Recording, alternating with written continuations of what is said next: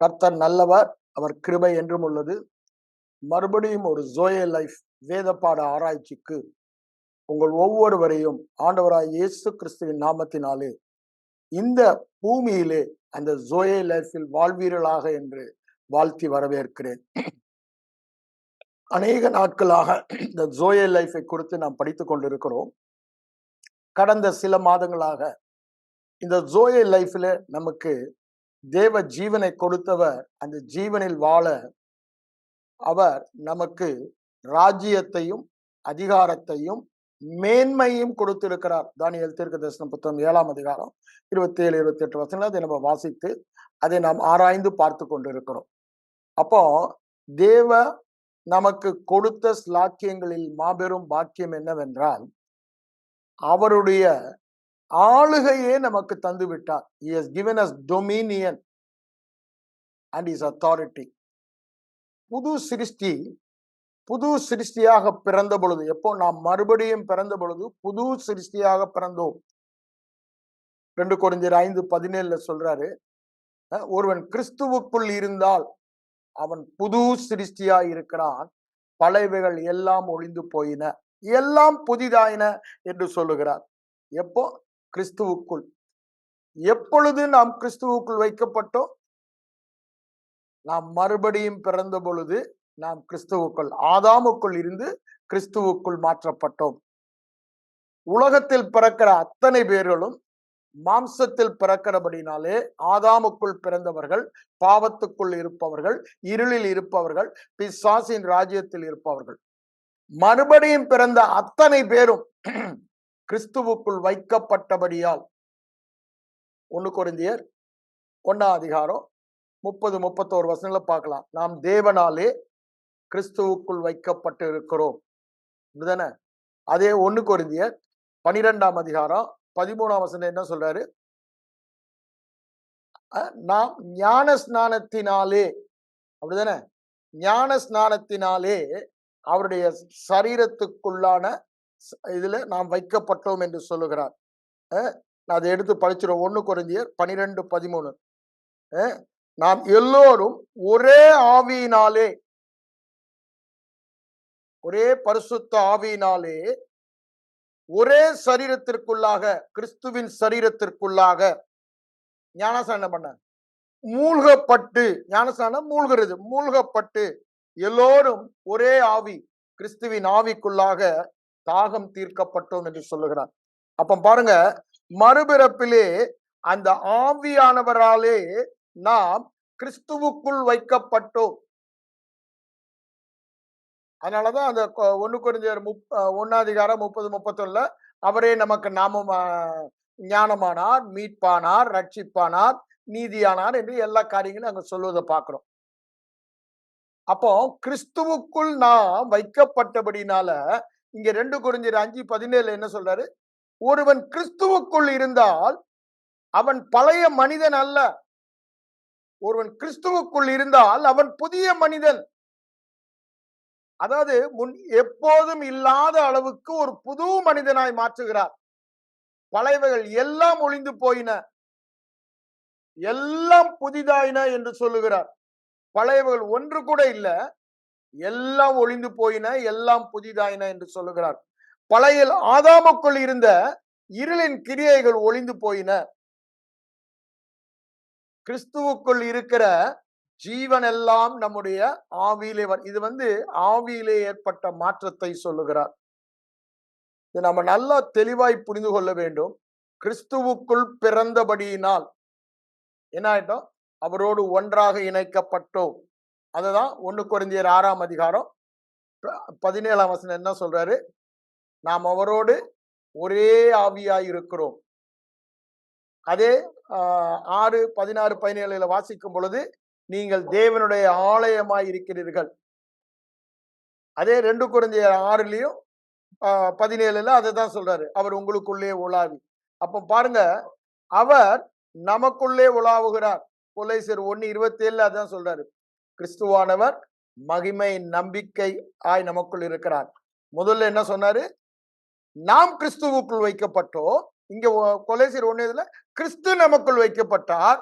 ஆக மொத்தத்துல நாம் இணைக்கப்பட்டோம். புது சிருஷ்டி இப்ப எப்படி இருக்கிறான்? 1 யோவான் 4:17 சொல்ற மாதிரி அவர் இருக்கிற வண்ணமாகவே இருக்கிறான். as he is so we are என்று தெளிவாய் சொல்லுகிறார். அப்படின்னா என்ன அர்த்தம்? அவர் பரிசுத்தர், நான் பரிசுத்தர். அவர் நீதியுள்ளவர், நான் நீதியுள்ளவர். அவர் ஏற்கனவே பிசாசை ஜெயித்தவர், நான் பிசாசை ஜெயித்தவர். அவர் பாவம் மரணத்தின் ஆளுகைக்கு திரும்ப செல்லுவதில்லை. நானும் பாவம் மரணம் ஆளுகைக்கு திரும்ப செல்வதில்லை. ரோமர் 6, 9, 10 வசனம் ரொம்ப அழகா சொல்றாரு. அப்படிதானே? மரணம் அவரை ஆண்டு கொள்வதில்லை. அப்படிதானே? அதேதான் நமக்கும். ஒரே முறை எக்காலத்துக்கும் அவர் மரணத்துக்கு எல்லைக்கு மரித்து உயிர்த்தெழுந்தபடியால் அவர் திரும்ப அந்த எல்லைக்குள் போவதில்லை. நானும் அந்த எல்லைக்குள் போவதில்லை. ஏன்? இப்பொழுது இருளின் அதிகாரத்திலிருந்து என்னை விடுதலையாக்கி அன்பின் குமாரனின் ஒளியின் ராஜ்யத்திற்கு என்னை மாற்றிவிட்டார். இது நான் செய்தது அல்ல. இயேசு கிறிஸ்துவின் மீட்பின் கிரியையினால் இலவசமாக கிருபையாக அவர் என்னை தேவர் ராஜ்யத்துக்குள் வைத்து விட்டார், கிறிஸ்துவுக்குள் வைத்து விட்டார். அப்ப என்ன அர்த்தம்? கிறிஸ்துவுக்கு நடந்ததெல்லாம் எனக்கும் நடந்தது. கிறிஸ்துவை பற்றிய உண்மையெல்லாம் என்னை பற்றிய உண்மை. அதனாலதான் அவர் இருக்கிற வண்ணமாகவே நாம் இருக்கிறோம் என்று சொல்லுகிறார். எவ்வளவு பெரிய பாக்கியம் பாருங்க. அது மாத்திரம் நம்ம சொல்றாரு, நாம் தேவனுடைய வாரிசு. அப்படிதானே? 8ஆம் அதிகாரம் ரோமர்ல அந்த 15, 16 வசனங்களை வாசிக்கும் பொழுது 14 என்ன சொல்றாரு? நாம் வாரிசு, கிறிஸ்துவோடு கூட உடன் வாரிசு என்று சொல்லுகிறார். நாம் தேவனுடைய வாரிசு, கிறிஸ்துவோடு கூட பங்காளி. புது சிருஷ்டி யாருங்க? புது சிருஷ்டி தேவனுடைய வாரிசு. என் உள்ளான மனிதன் நான் யார்? நான் தேவனுடைய வாரிசு. ஐயா, உலகத்தில் உள்ள பெரிய பணக்காரனுடைய வாரிசு அல்ல. அப்படிதானே? உலகத்தில் உள்ள பெரிய ஒரு ஞானியுடைய வாரிசு அல்ல. ஒரு பெரிய அதிபதியுடைய வாரிசு அல்ல. அண்ட சராசரங்களையும் சிருஷ்டித்த தேவன், சர்வ வல்லமையுள்ள தேவன், சகலவற்றையும் கடந்து நிற்கிறவர், அவருடைய வாரிசு நான். சகலமும் அவருக்கு சொந்தம். வானம், பூமி, சமுத்திரம் சகலம் அவருக்கு வாரிசு நான். கொஞ்சம் யோசித்து பாருங்க. புது சிருஷ்டியுடைய பாக்கியங்களை, புது சிருஷ்டியின் பாக்கியங்களை அறிந்தோமானால் நாம் அவ்வாறு வாழ்வோம். எப்படி? வெளிப்பாட்டு அறிவுதான் விசுவாசம். அந்த வெளிப்பாடாக நாம் பெற்றுக்கொண்டோமானால் அப்போ நம்முடைய மனதில திரும்ப திரும்ப பேசி வாயில பேசினாதான் அது மனதுக்கு செல்லும். எதை நாம் பேசுகிறோமோ அதுதான் மனதுக்கு செல்லும். இப்போ மனதுல ஒரு காரியம் இருக்குன்னா அதை வாயில பேசும்போது அந்த காரியம் மாற்றப்பட்டு நான் இப்ப பேசுகிற காரியம் தான் என் மனதுக்கு போகும். நான் பேசுறதுக்கு முன்னால் பல காரியங்கள் என் மனதில் இருக்கு. ஆனா இப்ப நான் பேசுகிற காரியம் தான் என் மனதுக்கு போகிறது. அததான் நான் கேட்கிறேன். அப்ப பாருங்க, திரும்ப திரும்ப நான் பேச வேண்டியது என்ன? நான் தேவனுடைய வாரிசு, கிறிஸ்துவோடு கூட பங்காளி. சாதாரண வார்த்தை இல்லைங்க. I am partakers of Christ. பரிசுத்த சகோதரரே, அப்படித்தானே சொல்றாரு எபிரேயர் 3:1. அவரோடு பங்காளி. we are partakers of Christ. கிறிஸ்துவுக்கு என்னவெல்லாம் சொந்தமோ அதெல்லாம் நமக்கு சொந்தம். அதுதான் 1 கொரிந்தியர் 3ஆம் அதிகாரம் 20, 22 வசனங்களை தெளிவாய் சொல்லுகிறார். சகலமும் கிறிஸ்துவனுடையது, பிதாவினுடையது, கிறிஸ்துவனுடையது, அது உங்களுடையது என்று சொல்லுகிறார். கிறிஸ்து உங்களுடையவர் என்று சொல்லுகிறார். அப்ப பாருங்க, நாம் கிறிஸ்துவனுடையவர்கள், கிறிஸ்து நம்முடையவர். நாம் கிறிஸ்துவுக்குள் இருக்கிறோம், கிறிஸ்து நமக்குள் இருக்கிறார், நாம் அவரோடு இணைந்து இருக்கிறோம். அவர் நம்முடைய ஆவியில் இருக்கிறார், நாம் சரீரம், அவர் தலையாய் இருக்கிறார். அவர் திராட்சை செடி, நாம் கொடியாய் அவரோடு இணைந்து இருக்கிறோம். பிரிக்கவே முடியாத அளவுக்கு நம்மை இணைத்து விட்டார். ஒன்றும் நம்மை பிரிக்கவே முடியாது. வேதவசனம் தெளிவாய் சொல்லு, எதுவுமே நம்மை பிரிக்க முடியாத அளவுக்கு மறுபிறப்பிலே இது எப்படி நடந்தது?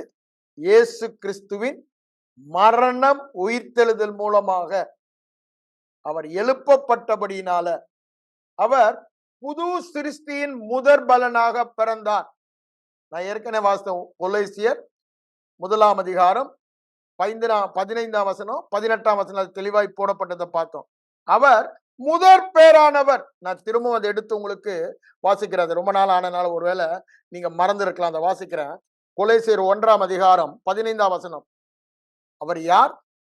அந்த புது சிருஷ்டியார், அதர்சனமான தேவனுடைய தற்ஸ்வரூபம். அப்ப நான் எப்படி இருக்கிறேன்? என் ஆவி எப்படி இருக்கிறது? தேவனுடைய தற்ஸ்வரூபமாய் இருக்கிறது. அவர் இருக்கிற வண்ணமாகவே பரிசுத்தமாய், நீதியாய், பரிபூரணமாய், வெற்றியாய், சுகமாய், சகலவித கனிகளை தருகிறதா இருக்கிறது. அதுதான் சொல்றாரு, அதர்சனமானவருடைய தற்ஸ்வரூபம், சர்வ சிருஷ்டிக்கும் முதற் பேரானவர். அவர் யார்? புது சிருஷ்டியில் முதற் பேரானவர். சர்வ சிருஷ்டியில் முதற் பேரானவர், புது சிருஷ்டியில் முதற் பேரானவர். அதை சொல்லிட்டுதான் அங்க பாருங்க 18 வசனத்துல என்ன சொல்றாரு பாருங்க. அவரே சபையாகிய சரீரத்திற்கு, நமக்கு தலையார் அவர். அப்போ தலை வேற சரீரம் வேறையா? தலைக்குரியதெல்லாம் சரீரத்துக்கு உரியது. நம்முடைய அடையாளம் நம்முடைய தலை, அப்படித்தானே? போட்டோல அப்படிதான் போடுறாங்க பாஸ்போர்ட் சைஸ்ல. அப்போ நம்முடைய அடையாளம் நம்முடைய தலையாகிய கிறிஸ்து. நான் யார்? கிறிஸ்துவாய் இருக்கிறேன். அதனாலதான் 2 கொரிந்தியர் 6 என்ன சொல்றாரு? 17 இருந்து வாசிக்கும் போது அங்க என்ன சொல்றாரு? கிறிஸ்துவுக்கும் பேலியாளுக்கும் இசைவேது, நீதிக்கும் அநீதிக்கும் சம்பந்தம் ஏது. அப்படிதானே? விசுவாசிக்கும் அவிசுவாசிக்கும், விக்கிரத்துக்கும் தேவாலயத்துக்கும், ஒளிக்கும் இருளுக்குன்றாரு. நம்ம என்னென்னலாம் சொல்றாரு பாருங்க. கிறிஸ்து, நீதி, ஒளி, விசுவாசி, தேவ ஆலயம் என்று சொல்லுகிறார். அப்ப இது எப்போ? அவருக்குள் வைக்கப்பட்டபடியினால், அவரோடு இணைக்கப்பட்டபடியினால்.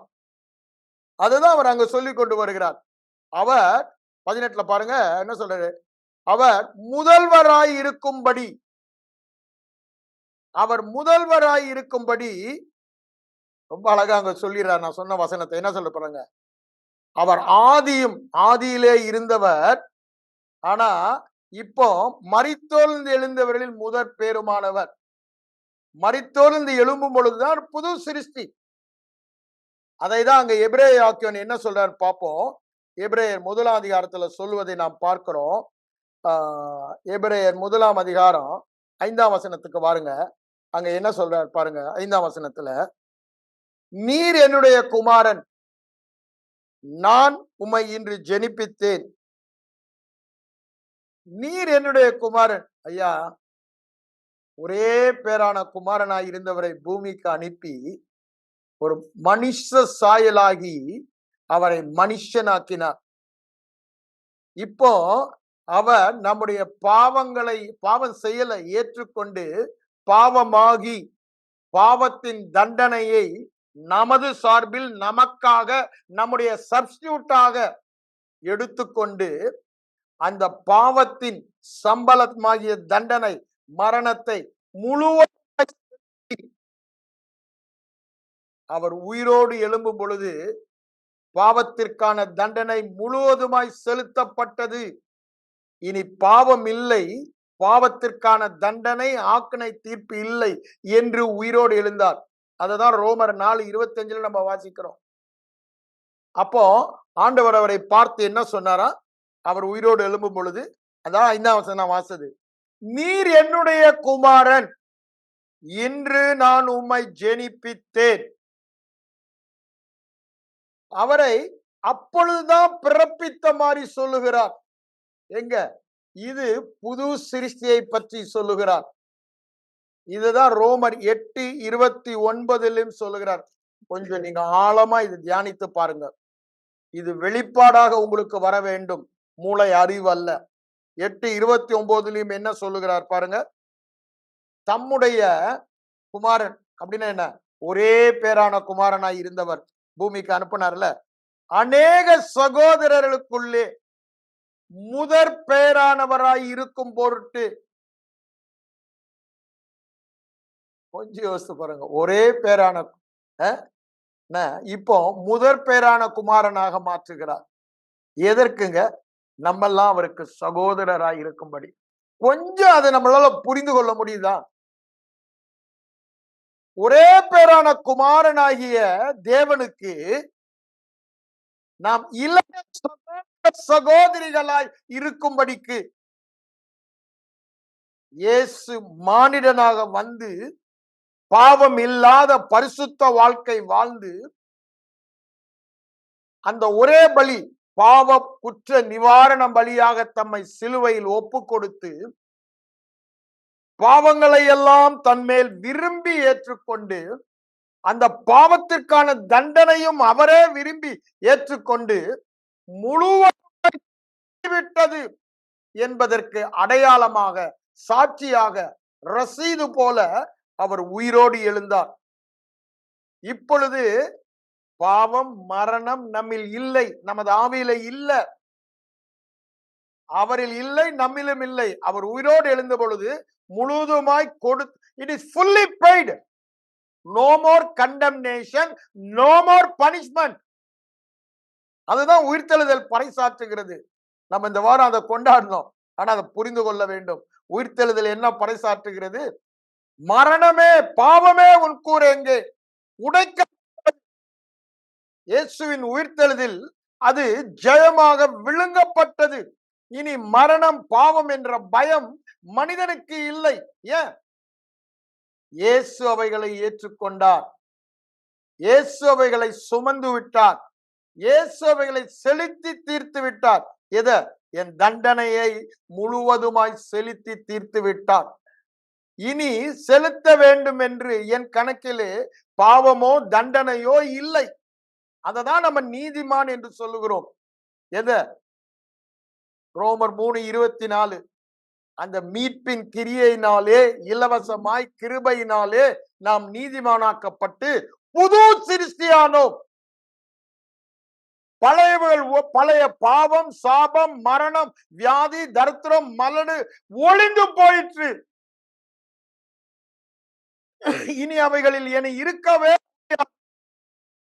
எல்லாம் புதிதாயினது. என் ஆவியிலே பாவம் இல்லை, சாபம் இல்லை, மரணம் இல்லை, குறைவு இல்லை, தரித்திரம் இல்லை, வியாதி இல்லை, மலடு இல்லை, குழப்பம் இல்லை, தோல்வி இல்லை. அவர் இருக்கிற வண்ணமாகவே நான் இருக்கிறேன்.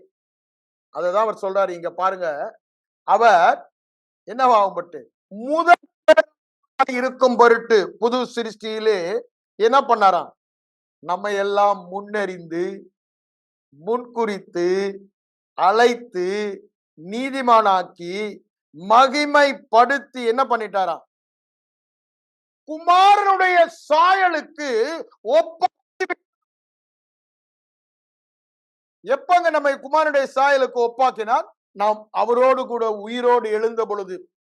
இதை எபேசியர் நிருபத்திலே நீங்கள் தெளிவாக பார்க்கலாம். எபேசியர் நிருபத்தை நான் திரும்ப உங்களுக்கு எடுத்து வாசித்து காண்பிக்கிறேன். இது ஆழமான சத்தியம். இது தேவனால் தெரிந்து கொள்ளப்பட்டவர்களுக்கு ஆவியானவர் வெளிப்படுத்துகிற சத்தியம். இங்க என்ன சொல்றாரு பாருங்க. எப்படி இயேசு புது சிருஷ்டியானார் என்று, அவர் புது சிருஷ்டி ஆகும்போது என்னவானார்? இன்று உம்மை ஜெனிப்பித்தேன் என்று சொன்னாரே, அதை இங்க என்ன சொல்றாரு பாருங்க. நான் உங்களுக்கு அவருடைய பிரேயர்ல ஒரு பாயிண்ட மட்டும் எடுத்து உங்களுக்கு கொடுக்கிறேன். என்ன சொல்றாரு பாருங்க. 18 அவர் என்ன சொல்றாரு? வரிசையா நம்மை பற்றி சொல்லுறாரு. நான் 19 இருந்து வாசிக்கிறேன். ஏன்னா அங்கதான் அந்த உயிர்த்தெழுதல் வல்லமை, உயிர்த்தெழுதல் நேரம் இல்லை, அதனால அங்க போறேன். நீங்க முழுசா எடுத்து தியானம் பண்ணுங்க. நான் தாம் கிறிஸ்துவை மரித்தோரிலிருந்து எழுப்பினபடியால் கிறிஸ்துவில் நடப்பித்த பலத்த சத்துவத்தின் வல்லமையின்படியே. நல்லா யோசித்து பாருங்க. கிறிஸ்துவை மரித்தோர்ந்து எழுப்பினது ஒரு பலத்த சத்துவத்தின் வல்லமை. அந்த வல்லமை சிருஷ்டிப்பில் இருந்த வல்லமையை விட மகா பெரிதான வல்லமை. இந்த உயிரோடு எழுப்பின வல்லமை என்ன வல்லமை?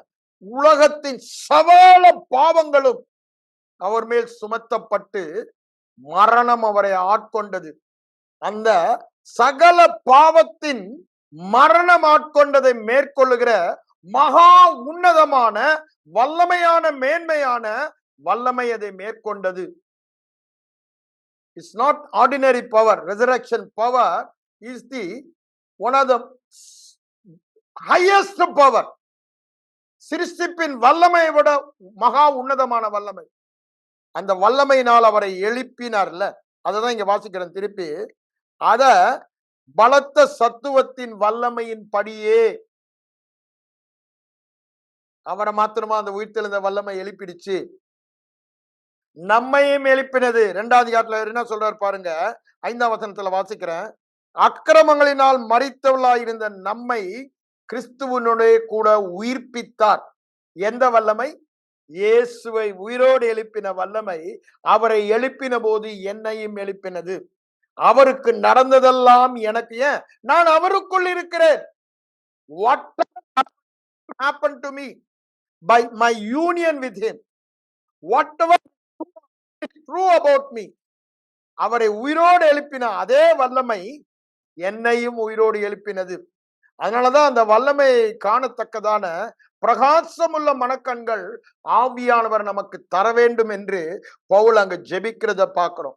அதை சொல்லிட்டு அவர் என்ன சொல்றாரு, 20ஆம் வசனத்துல பாருங்க. எல்லா துரைத்தனத்துக்கும் எல்லா அதிகாரத்துக்கும் எல்லா வல்லமைக்கும் எல்லா கர்த்தம் அப்படின்னு என்ன, லார்ட்ஷிப், ஆளுகைக்கும் ஆண்டவராய் இருக்கிறதற்கும் இம்மையில் மாத்திரமல்ல மறுமையிலும் பெயர் பெற்றிருக்கிற. என்னதுதான் மறுமையோ இம்மையோ அதுக்கு ஒரு பேர் இருந்துச்சுன்னா அதற்கு மேலான நாமம் யாருக்கு கொடுக்கப்பட்டது? உயிர்த்தெழுந்த கிறிஸ்துவுக்கு கொடுக்கப்பட்டது.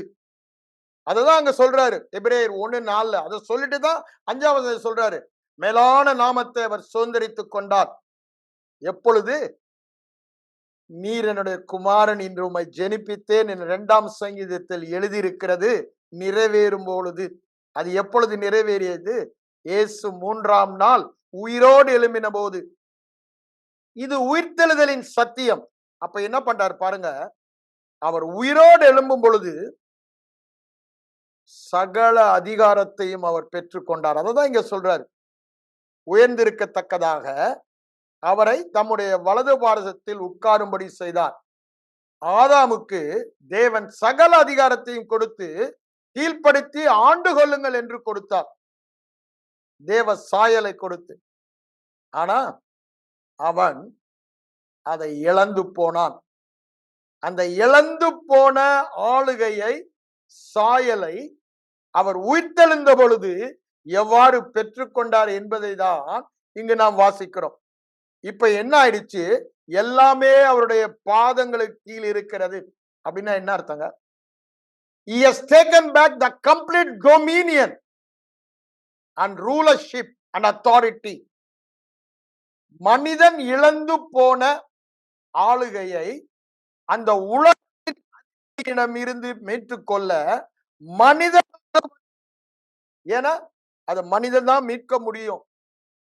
முதலாம் மனிதன் ஆதாம் இழந்ததை 2ஆம் ஆதாமாகிய இயேசு திரும்பவுமாக மீட்டு கொடுத்தார்.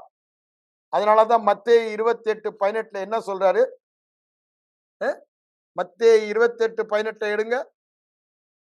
நாம் ஒரு சிலராய் இருக்கிறபடினால மெதுவாவே நம்ம போவோம், ஆழமாக அதை புரிந்து கொள்வோம்.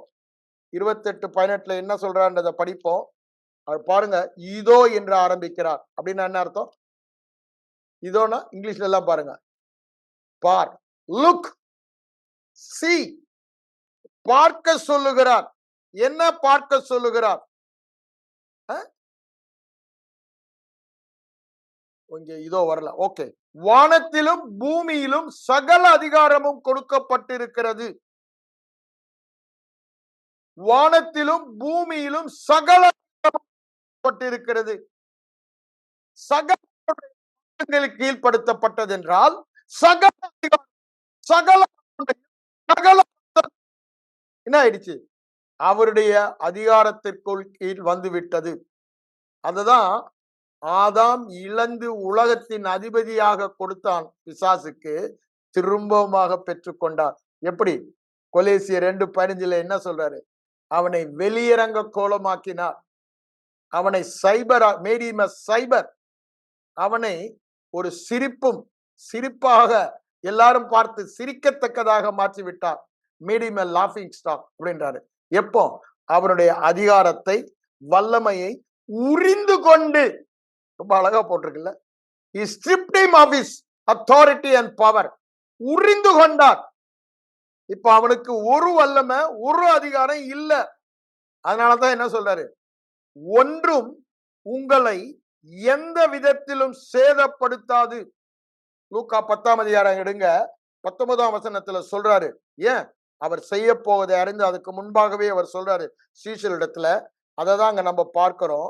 வானத்திலும் பூமியிலும் சகல அதிகாரம் உள்ளவர் சொல்லுகிறார். இங்க 19ல என்ன சொல்றாரு? லூக்கா 10ல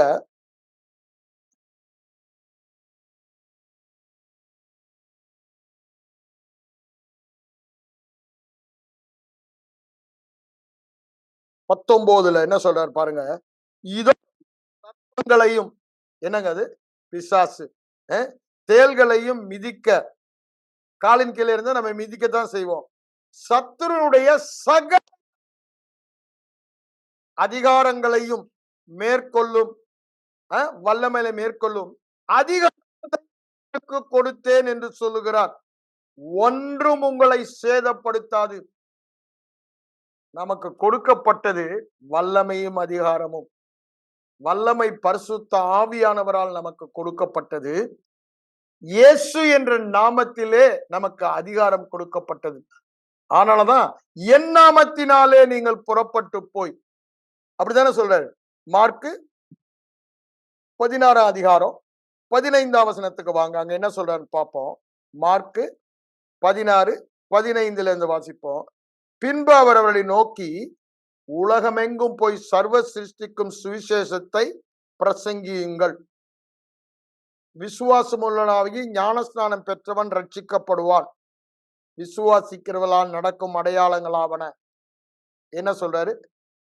என் நாமத்தினாலே.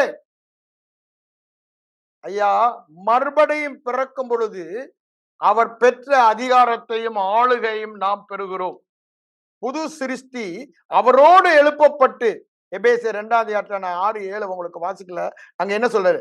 அவரோடு கூட எழுப்பி அவரோடு கூட உன்னதங்களில் நம்மை உட்கார வைத்தார். அப்போ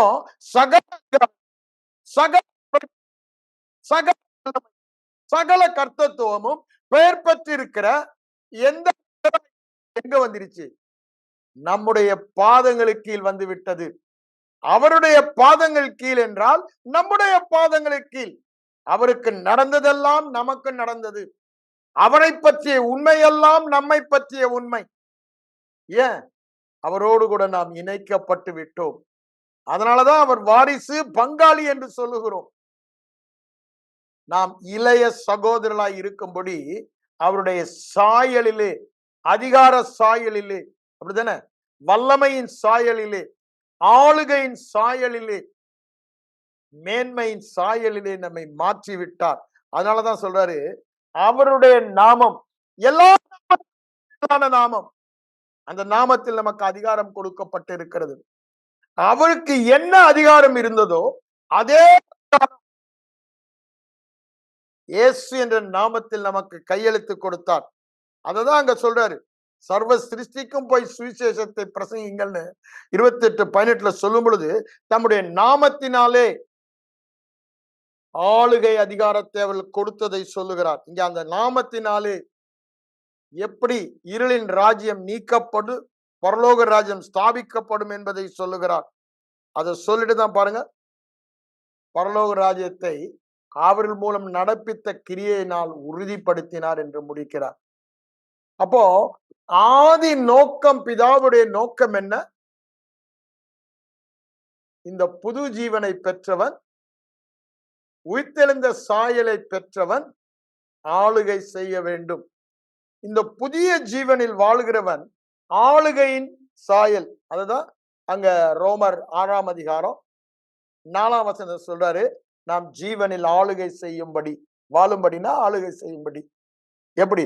அவருடைய மரணத்தின் சாயலிலும் இணைக்கப்பட்டிருந்தோம், உயிர்த்தெழுந்த சாயலிலும் இணைக்கப்பட்டிருந்தோம்.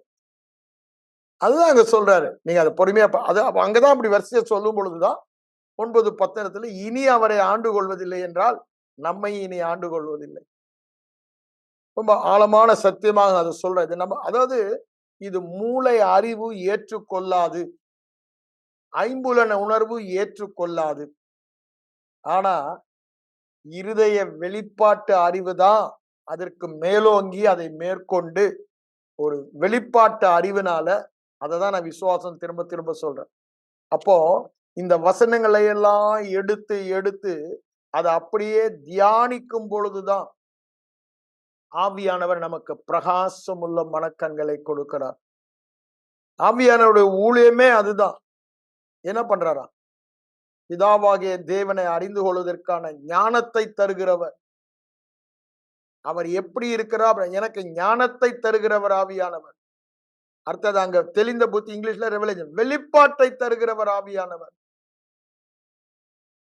என்னுடைய சுதந்திரத்தை நான் காண என் கண்களை திறக்கிறவர் ஆவியானவர். வாரிசு என்று சொல்லுகிறேனே, இந்த வாரிசின் சுதந்திரம் சொத்து என்ன, அதை காண்பிப்பவர் ஆவியானவர். புரியுதுதானே? அது மாத்திரமா, என்னுடைய அழைப்பினாலே நான் யார்? நான் வாரிசு, நான் பங்காளி, நான் ராஜா, நான் உழைத்து சாப்பிடுவன் அல்ல, என்னுடைய சொத்திலே நான் வாழ்பவன். எனக்கு அதிகாரம் இருக்கிறது. ராஜாவின் வார்த்தை எங்கு உண்டோ அங்கு அதிகாரம் உண்டு. இந்த அதிகாரத்தை ஆளுகை செய்பவன். இதையெல்லாம் நாம் தியானிக்கணுங்க. இது கேட்பு கேட்டு கேட்டு கேட்டு இது உன் வாயை விட்டு பிரியாதிருப்பதாக, இது உன் கண்களை விட்டு பிரியாதிருப்பதாக. நீ யார்? புது சிருஷ்டி யார்? வெறும் புது சிருஷ்டின்னு சாதாரணமா சொல்லிட்டு போயிட்டு இராதீங்க. அது யார்? கிறிஸ்துவின் சாயலில் இருக்கும் புது சிருஷ்டி. அப்படிதானே?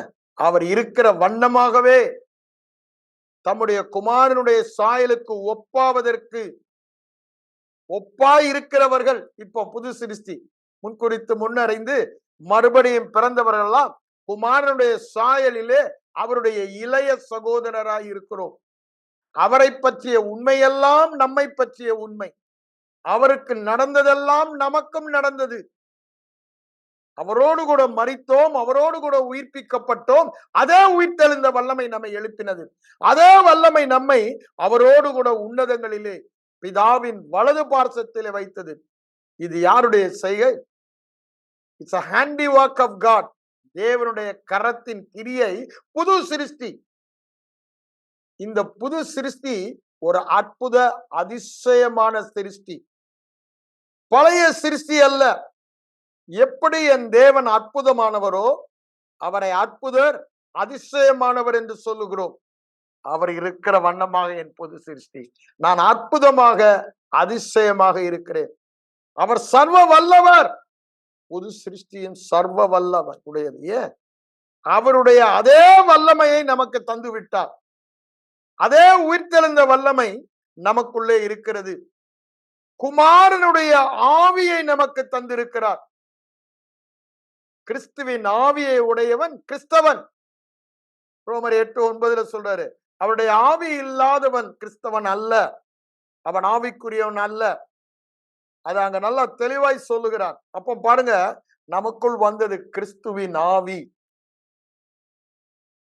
உயிர்த்தெழுந்த ஆவி. அதனாலதான் 8:11-9 அதை சொல்லிட்டு 10 சரீரம் பாவத்தின் நிமித்தம் மரித்ததாயும் ஆவி நீதி நிமித்தம் உயிர்த்ததா இருக்குன்னு சொல்லிட்டு சோர்ந்து போகாதன்னு உடனே சொல்றாரு. இந்த சரீரம் பாவத்தின் நிமித்தம் மரித்ததா இருந்தாலும் உயிர்த்தெழுந்த வல்லமையால் புதுப்பிக்கப்படுகிறது. புதுப்பிக்கப்படுகிறது. ஆவி மாத்திரம்தானே புது சிருஷ்டி. என் சரீரம் இல்லையே நினைக்காத. ஒரு நாள்ல அப்படியே மாறப்போகுது. ஆனா இன்னைக்கும் அதே உயிர்த்தெழுந்த வல்லமை சாவுக்கு ஏதுவான, மரணத்துக்கு ஏதுவான, இந்த சாப பாவத்துக்கு ஏதுவான சரீரத்தை உயிர்ப்பித்து, அது ஒண்ணுமே என்னை மேற்கொள்ள முடியாது, இந்த உயிர்த்தெழுந்த வல்லமை அவைகளை விட பெரிய வல்லமை என்பதை நம்முடைய வாழ்க்கையிலே காண்பித்து உலகத்திற்கு பறைசாற்றுகிறது. அதனாலதான் நம்ம இங்க என்ன பார்க்கிறோம்? அதே அவரை பற்றி. இது ஏன்? தேவனுடைய அனாதி நோக்கம் அதுதான். பூமியையோ மனுபுத்திரனுக்கு கொடுத்தார். சங்கீதம் 8:6 என்ன சொல்றாரு? தமது கரத்தின் கிரியைகள் மேல் அவனுக்கு ஆளுகை கொடுத்து சகலவற்றையும் அவன பாதங்களுக்கு கீழ்ப்படுத்தினார். அததான் இங்க புது சிருஷ்டியை பற்றி சொல்லும் பொழுது அங்க எபிரேயர் 1ஆம் அதிகாரத்துல நம்ம வாசிக்கிறோம். அவர் என்ன சொல்றாரு பாருங்க. நான் 5ஆம் வசனத்துல இதை வாசித்தேன் உங்களுக்கு. இன்று உம்மை ஜெனிப்பித்தேன் 2ஆம் சங்கீதத்துல சொன்னது நிறைவேறினதுன்னு அதை சொல்லிட்டு தான் பாருங்க. அடுத்தது என்ன சொல்றாரு? 8ஆம் வசனத்துல, தேவனே உம்முடைய சிங்காசனம் என்னென்றைக்கும் உள்ளது, உம்முடைய ராஜ்யத்தின் செங்கோல் நீதியுள்ள செங்கோல். அது என்ன செங்கோல்? ஆளுகை செய்யும் செங்கோல், சத்துருக்களை முற்றிலும் அழிக்கிற செங்கோல். அந்த நீதி நமக்கு கொடுக்கப்பட்டிருக்கிறது, அந்த ஆளுகை நமக்கு கொடுக்கப்பட்டிருக்கிறது. ராஜ்யம் மாத்திரமல்ல, பரலோக ராஜ்யம் உங்களுடையது என்று சொன்னவர் அந்த ராஜ்யத்தின் ஆளுகையும் நமக்கு கொடுத்திருக்கிறார். அதெல்லாம் சொல்லிட்டு தான் இதைதான் நம்ம எபேசியர்ல பார்க்கிறோம். பிலிப்பியர் 2ஆம் அதிகாரம் 9-11 சொல்வதை பார்க்கிறோம். 110ஆம் சங்கீதம் அதை தான் சொல்லுது. நீங்க எடுத்து அதை படிச்சு பாருங்க. ஆனா இப்போ 13ஆம் வசனத்துக்கு வாருங்க. என்ன பண்ணிட்டாராம்? அவரோடு கூட வீற்றிருக்க பண்ணும் பொழுது சகலவற்றையும் பாதங்கள் கீழ் பாதபடியாக்கி போட்டு விட்டார். அவனுடைய கரத்தின் கிரியைகளின் மேலெல்லாம் அவனுக்கு அதிகாரத்தை திரும்பவும் தந்து விட்டார். மகிமையினாலும் கனத்தினாலும் நம்மை முடிசூட்டி விட்டார். புது சிருஷ்டி யாருங்க? தேவ மகிமையினாலும் கனத்தினாலும் முடிசூட்டப்பட்டவன். அதுதானே 8ஆம் சங்கீதம் 6ஆம் வசனத்துல வாசிக்கிறோம். நான் அதை எடுத்து உங்களுக்கு நான் வாசித்து காமிக்கிறேன். 8ஆம் சங்கீதத்துக்கு வாங்க.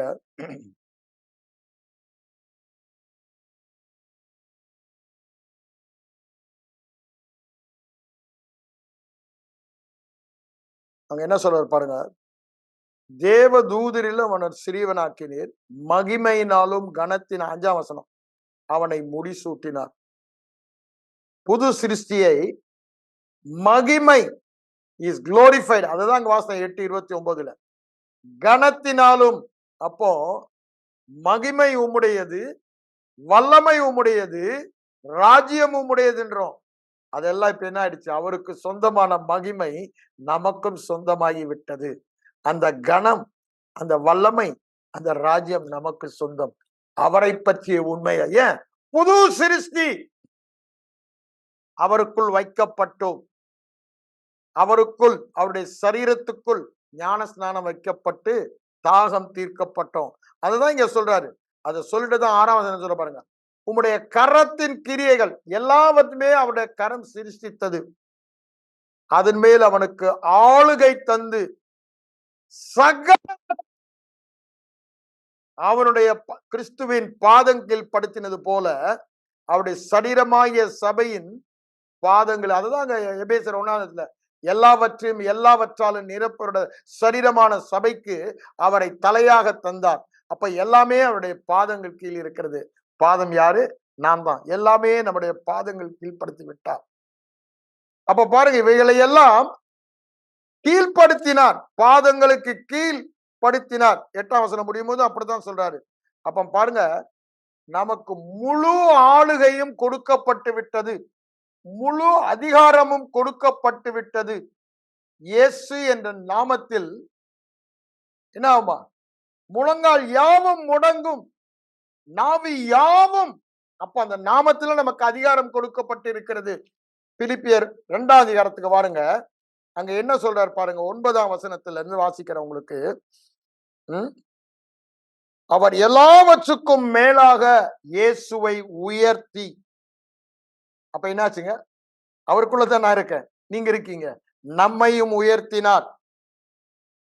இயேசுவின் நாமத்தில் வானோர் பூதலத்தோர் பூமியில் கீழானோர் முழங்கால் யாவும் முடங்கும்படி செய்து அவரை உயர்த்திட்டாரு.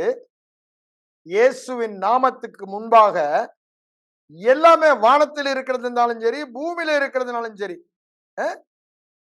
எல்லாம் முழங்கால் அப்படின்னா என்ன? கீழ்ப்படிய வேண்டும். When I pronounce the இயேசுவின் நாமத்தில் என்று சொல்லும் பொழுது அது என்ன வியாதியா இருக்கலாம்? கேன்சரா இருக்கலாம், அது என்னவா மலடா இருக்கலாம், குறைவா இருக்கலாம், தரித்திரமா இருக்கலாம், அசுத்தாவின் கிரியா இருக்கலாம். அது நான் சொல்லும் பொழுது இயேசுவின் நாமத்துல அது முழங்கால் படியிட வேணாம், அது கீழ்ப்படிய வேண்டும். அது இயேசுவின் வாழ்க்கையில பார்க்கிறோம். நாவுகள் யாவும் அறிக்கை பண்ணும்படி எல்லா நாமத்திற்கும் மேலான நாமத்தை அவருக்கு தந்தார். என்ன இயேசு சொன்னா நடந்ததோ அது நம்ம சொன்னா நடக்கும். எப்போ? அந்த நாமத்தை, இயேசு என்ற நாமத்திலே நமக்கு எல்லாவற்றையும் கொடுத்து விட்டார்.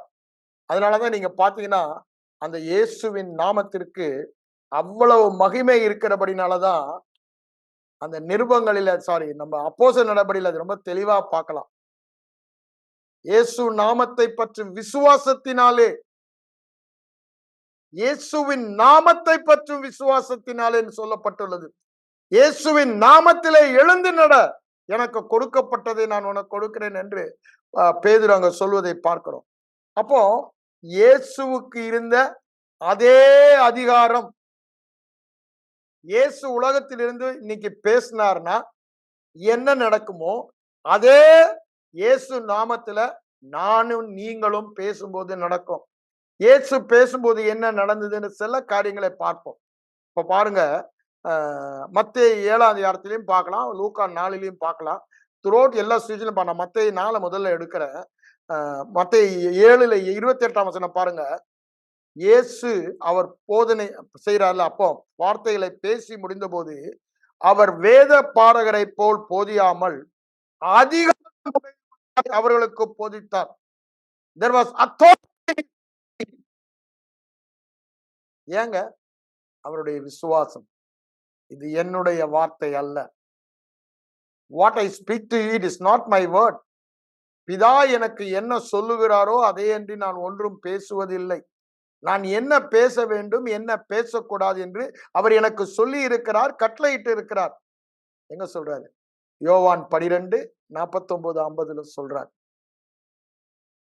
அதுதான் அவரு, அதனாலதான் அது அதிகாரமுடையதா இருந்தது. அத பாருங்க. அப்ப அவருடைய போதனையில் அதிகாரம் இருந்தது.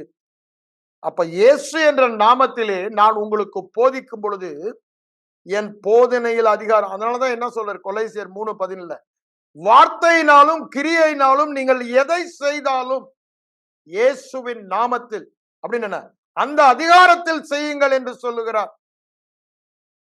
அந்த அதிகாரத்தில் அவர் என்ன செய்தாரோ அதே அதிகாரத்தில் இயேசுவின் நாமத்தை உபயோகப்படுத்தி நீங்களும் நானும் செய்ய முடியும்.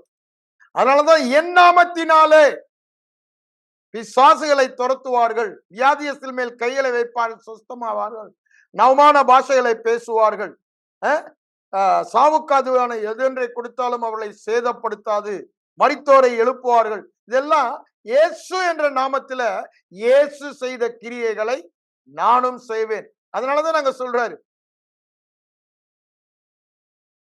அங்க 14ஆம் அதிகாரம் 12ஆம் வசனத்துல என்ன சொல்றாரு? மெய்யாகவே மெய்யாகவே நான் உங்களுக்கு சொல்லுகிறேன், நான் பிதாவினிடத்தில் போகிறபடியினால் என்னை விசுவாசிக்கிறவன் என் நாமத்தை விசுவாசிக்கிறவன், அப்படிதானே, நான் செய்த கிரியைகளையும் செய்வான், அதற்கு மேலானவைகளையும் செய்வான்.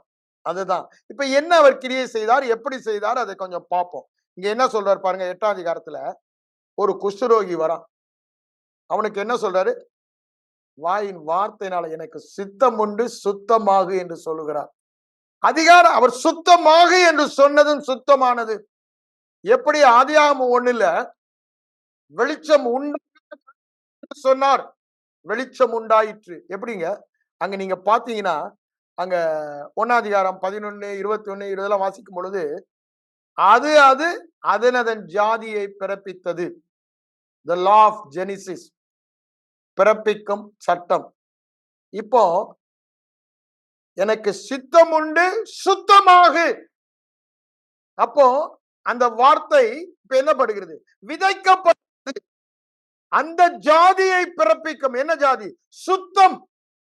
சுத்தத்தை பிறப்பித்தது. நம்ம வாயிலும் அப்படிதாங்க. It's law of God's. இது என்ன வார்த்தைகளை பேசுகிறோமோ அந்த வார்த்தை அந்த ஜாதியை பிறப்பிக்கும், அல்லது அந்த வார்த்தையில் சொல்லப்பட்ட காரியத்தை பிறப்பிக்கும். அதுதான் லா ஆஃப் ஜெனிசிஸ். முதலாம் அதிகாரத்திலேயே சொல்லப்பட்டுள்ளது. இங்கே அவர் என்ன சொல்றாரு? சுத்தமாகு. அங்க ஆண்டவர் என்ன சொன்னாரு? வெளிச்சம் உண்டாக கடவுள் முதல்ல. அந்த வார்த்தையிலே அதை விதைக்கிற என்ன பண்றோம்? வார்த்தையை விதைக்கிறோம். அந்த ஜாதியே அது வெளிச்சம் உண்டானது. சொன்னார், சொன்னபடி ஆயிற்று. ஏன்? அந்த வார்த்தையின்படி அதை பிறப்பிக்கும் வல்லமை அதற்குள்ளே இருக்கிறது. இங்க சுத்தமாகு என்று சொல்லுகிறார், சுத்தம் உண்டாகிறது. அதைதான் நான் பார்க்கிறோம். சித்தம் உண்டு சித்தராகம்னான் அவன் சுத்தமானான். அப்படித்தானே? உடனே உடனே அவன் சுத்தமானான். வாயின் வார்த்தையில் அதிகாரம் இருக்கிறது. அந்த வார்த்தையிலே அது என்ன சொல்லுகிறதோ அதை பிறப்பிக்கும் வல்லமை இருக்கிறது.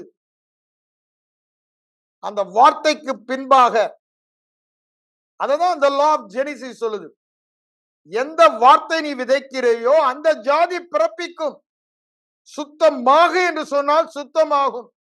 இனி ஒருபோதும் ஒருவனும் உன்னிடத்தில் கனி புசியாது இருக்க கடவன்னா அது அப்படியே பறிக்கும். அது பட்டு போயிடும். அதோட இன்டைரக்டா சொல்றாரு பட்டு போன்றது.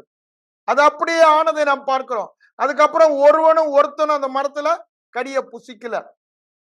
என்ன வார்த்தை பேசினாரோ, பாசிட்டிவ் ஆர் நெகட்டிவ், நேர்மறையிலோ எதிர்மறையிலோ அது அப்படியே ஆகும். அது அந்தந்த ஜாதி. நம்முடைய வார்த்தை என்ன வேதவசனம் என்ன சொல்லுகிறது? அது விதையாக செயல்படுகிறது. ஆண்டவருடைய வார்த்தை விதையாக செயல்படுகிறது. மார்க் 4 அதிகாரத்திலும், மத்தேயு 13 அதிகாரத்திலும், லூக்கா 8 அதிகாரத்திலும் விதைக்கிறவன் ஓமையை சொல்லும் போது 4:11 மத்தேயு 13:11 என்னதான் சொல்றாரு? தேவர் ராஜ்யத்தின் ரகசியங்களை நீங்கள் அறிந்து கொள்ள. How the kingdom, the unseen spiritual kingdom, காணப்படாத ஆவிக்குரிய ராஜ்யம் எப்படி செயல்படுகிறது? வார்த்தையை பேசுகிற மனிதனால், வார்த்தையை விதைக்கிற மனிதனால். என்ன வார்த்தை நம்ம விதைக்கிறோமோ அதை தான் நாம் பெற்றுக்கொள்ளுகிறோம். It produces own kind. அந்தந்த ஜாதியை பிறப்பிக்கிறது. அது அந்தந்த ஜாதியை. Everything produce its own kind. சுகமாகு என்றால் சுகத்தை பிறப்பிக்கிறது. சுத்தமாகு என்றால் சுத்தத்தை, அதே ஜாதியை தான் பிறப்பிக்க முடியும். அதற்கு மாறாக அதை தான் இங்க ஆண்டவர் காண்பிக்கிறாரு. அவருடைய அதிகாரம், வார்த்தையின் அதிகாரம். அந்த அதிகாரம் தான் அவருடைய நாமத்தில் நமக்கு கொடுக்கப்பட்டிருக்கிறது. இயேசுவின் நாமத்தில் சுத்தமாகு என்று நாம் சொல்ல முடியும். இயேசுவின் நாமத்தில் குணமாகு என்று நாம் சொல்ல முடியும். அது இயேசு எவ்வாறு அன்று சொன்னாரோ அதற்கு ஈக்குவல் இயேசுவின் நாமத்தில் என்று சொல்லும் பொழுது அது எப்பொழுதுமே மனதில் வைத்துக் கொள்ள வேண்டும். நான் தான் சொல்றேன் அவருடைய சரீரம் உலகத்துல. ஆனா எந்த அதிகாரத்துல சொல்றேன்? இயேசுவின் அதிகாரத்துல சொல்றேன். இயேசுவின் நாமத்துல சொல்லும் போது அதை சொல்லுவதை பார்க்கிறோம். அப்புறம் பார்க்கிறோம் யார் வராப்புல? 2வது அங்க ஒரு 100க்கு அதிபதி வரான். தான் வேலைக்காரன் திமிர்வாதமா இருக்கான்னு. அந்த 100க்கு அதிபதி அரசாங்கத்துல பட்டாளத்துல இருந்தபடினால அவனுக்கு அதிகாரத்தை பற்றி நன்றா தெரிந்திருந்தது.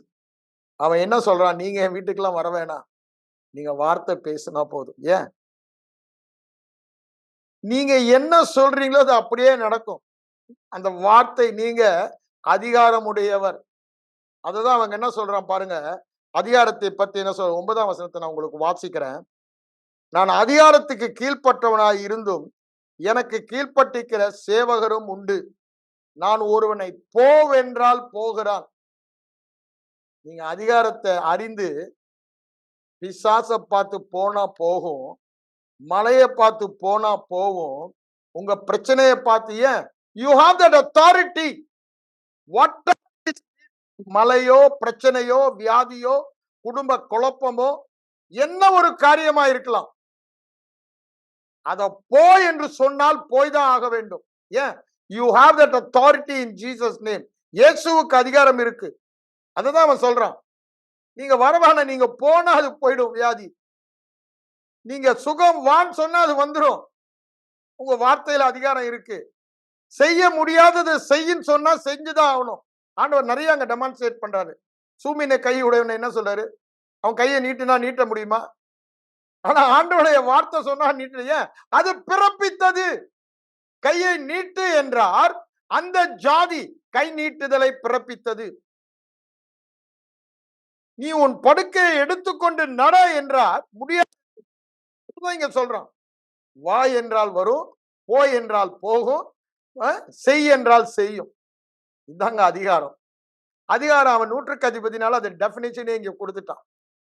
ஏன்? அந்த வார்த்தை அது ராஜாவின் வார்த்தை, அதிகாரத்தின் வார்த்தை. ராஜாவின் வார்த்தை எங்கு உண்டோ அங்க அதிகாரம் உண்டு. பிரசங்கி 8:4 சொல்றாரு. அது சொன்னா சொன்னதுதான். அதை எதிர்த்து நிற்க யாரும் இல்லை. தேவனுடைய வார்த்தைக்கு ஒருவரும் எதிர்த்து நிற்க முடியாது. It has the power and authority and everything has to submit. முழங்கால் படியிட வேண்டும், கீழ்ப்படிய வேண்டும். அததான் அவங்க சொல்றான். நீங்க வரவே வேணாம், நீங்க வார்த்தை சொன்னால் போதும். உங்களுடைய வார்த்தையில அது நடந்துடும். நீங்க தூரத்துக்கும் சமீபத்துக்கும் இங்க இருந்து சொன்னா அங்க அது நடந்துடும் என்று சொல்லுகிறான். அப்பதான் ஆண்டவர் சொல்றாரு, இப்படிப்பட்ட விசுவாசம் என்ன? வார்த்தையில் உள்ள மகத்துவத்தை அறிந்த விசுவாசம், வார்த்தையில் உள்ள அதிகாரத்தை புரிந்த இத சொல்றாரு. அதை சொல்லிட்டுதான் என்ன சொல்றாரு? நீ போகலாம். அவன் என்ன சொன்னா? உன் விசுவாசத்தின்படி ஆக கடவுது. ஆண்டவர் என்ன சொல்றாரு? நீங்க ஒரு வார்த்தை சொன்னா சுகமாவான். இப்ப ஆண்டவர் சொல்லிட்டாரு, நீ போகலாம், உன் வார்த்தையின்படி அவன் சுகமாய் இருக்கிறான். விசுவாசத்தின்படினா என்ன? அவன் என்ன வார்த்தை சொன்னா அதை தான் இங்க சொல்றாரு. உன் வார்த்தையின்படி அவன் சுகமாய் இருக்கிறான். அந்த நாளுகையிலே வார்த்தையிலே தான் அந்த அதிகாரம் இருக்கிறது. அப்ப பாருங்க, அடுத்தது பாருங்க, 14ஆம் வசனத்துல பேதுரு வீட்டுக்கு போறாரு. மாமி ஜுரமா கிடக்குறாங்க. இங்க வந்து அது கரெக்டா போடல. ஆனா லூக்கா அதை கரெக்டா சொல்லுவான். லூக்கா 1ஆம் அதிகாரம் 39 இல்ல 40 எடுங்களேன். அந்த இடத்துல அதே இன்சிடென்ட்டை சொல்லும் பொழுது he rebuked the fever. லூக்கா 4ஆம் அதிகாரம் 39 ரொம்ப தெளிவா இருக்கு பாருங்க. இயேசு பேதுருவின் மாமினிடத்தில் குனிந்து நின்று ஜுரம் நீங்கும்படி கட்டளை. அதிகாரம் என்ன பண்ணுங்க?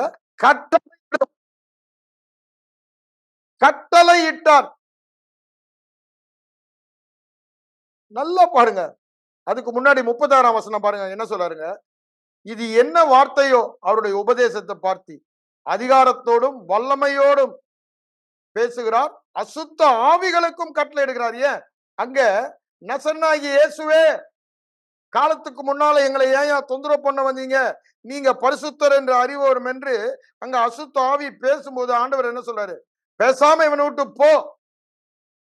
போனா என்ன பண்ணும்? போகத்தான் செய்யணும். அதை தான் பிறப்பிக்கும். அதை பார்த்துட்டு தான் அவங்க என்ன சொல்றாங்க? வல்லமையோடும் அதிகாரத்தோடும் பேசுகிறாரே, கட்டளையிடுகிறாரே. He knows the authority in his spoken word. நான் இயேசு என்ற நாமத்துல அவர் பேசுகிற விதமாக நான் பேச வேண்டும். அது ஜுரமா இருக்கலாம், அசுத்த ஆவியா இருக்கலாம், அது என்னவா இருந்தாலும் சரி, இயேசு என்ற நாமத்தில் நீங்கள் எதை செய்தாலும், அப்படித்தானே சொல்றாரு கொலோசியர் 3:14. நீங்கள் வார்த்தையினாலும் கிரியையினாலும் எதை செய்தாலும் இயேசு என்ற நாமத்தில் செய்யுங்க. நீங்க சாப்பிட்டாலும் சரி, நீங்க நடந்தாலும் சரி, நீங்க எதை செய்தாலும், ஒரு வியாதிக்காரனுக்கு சுகத்தை கொடுத்தாலும் இயேசுவின் நாமத்துல சொல்லுங்க. Whatsoever you do it in the name of Jesus. Whatsoever you speak in the name of Jesus. That is authority. அப்படிதான் நம்ம ஆளுகை செய்ய அழைத்திருக்கிறார். ராஜரிகமும் ஆளுகையும் மேன்மையும் நமக்கு கொடுக்கப்பட்டு இருக்கிறது. அத நம்ம எப்படி உபயோகப்படுத்தணும்? இயேசுவை போல உபயோகப்படுத்த வேண்டும். அங்க 13 14 பேதுரு மாமியை நம்ம அங்க பார்த்துட்டோம். லூக்கா 4ஆம் அதிகாரம் 39ஆம் வசனத்துல ஜுரம் நீங்கி விட்டது. அவங்க ஆச்சரியப்படுறாங்க. பாருங்க, அவருடைய வார்த்தையில எவ்வளவு வல்லம் அதிகாரம் இருக்கிறது என்பதை. அதுக்கு அடுத்தது பாருங்க, 16ஆம் வசனத்துக்கு வாங்க. மத்தேயு 8:16 என்ன சொல்ற பாருங்க. அவர் அஸ்தமான போது பிசாசு பிடித்திருந்த அநேகரை அவரிடத்தில் கொண்டு வந்தார்கள். அவர்கள் அந்த ஆவிகளை தமது வார்த்தையினாலே துரத்தி பிணியாளிகள் எல்லோரையும் சொஸ்தமாக்கினார்.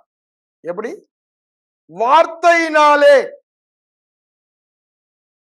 அசுத்தாவியை துரத்துனதும் சரி, சுகமாக்கினதும் சரியா, அவர் என்ன பேசுகிறாரோ அது அப்படியே நடக்கும்.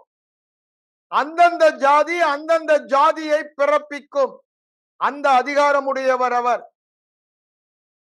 நமக்கும் அதேதான். நாம் எதை பேசுகிறோம், நம்முடைய அதிகாரத்தை எவைகளை கட்டுவீர்களோ அவைகள் கட்டப்பட்டிருக்கும், எவைகளை கட்டவிழ்ப்பீர்களோ அவைகள் கட்டவிழ்க்க. அப்படின்னு என்ன? எவைகளை நீங்கள் அனுமதிக்கிறீர்களோ. எதை அனுமதிக்கணும்? பரலோகத்தில் எது அனுமதிக்கப்பட்டதோ அதை பூலோகத்தில் நாம் அனுமதிக்கணும்.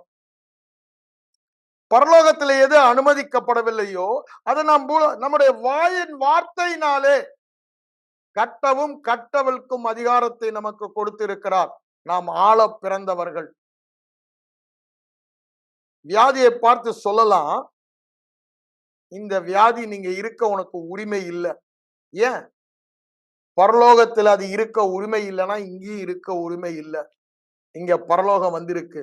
என் சரீரத்துல எந்த ஒரு காரியம் பரலோகத்தில் இல்லையோ, குறைவு இல்லை, தரித்திரம் இல்லை, சாபம் இல்லை, மலடு இல்லை, இருள் இல்லை, தோல்வி இல்லை, பயம் இல்லை, கலக்கம் இல்லை, சந்தேகம் இல்லை.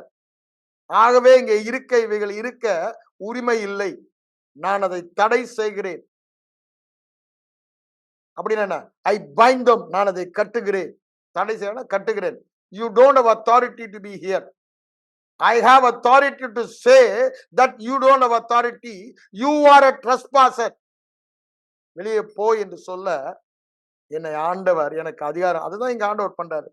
சகல பிசாசுகளையும் வியாதியஸ்தர்களையும் என்ன பண்ணாரா? பிசாசு பிடித்தவர்களையும் தம்முடைய வார்த்தையினாலே, by spoken,